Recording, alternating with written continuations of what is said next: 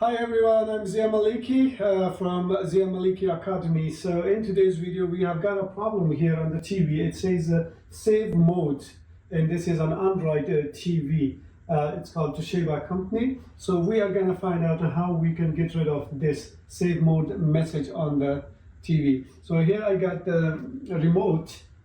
What you need to do is first you need to press and hold the power button until it shows this message. So power off. Do you want to shut down? So you're gonna click on OK, and then we're gonna wait for this one to completely shut down. And once this one stops blinking, then we're gonna start the TV again. So now, as we can see, it's now red. So we're gonna press the power button again.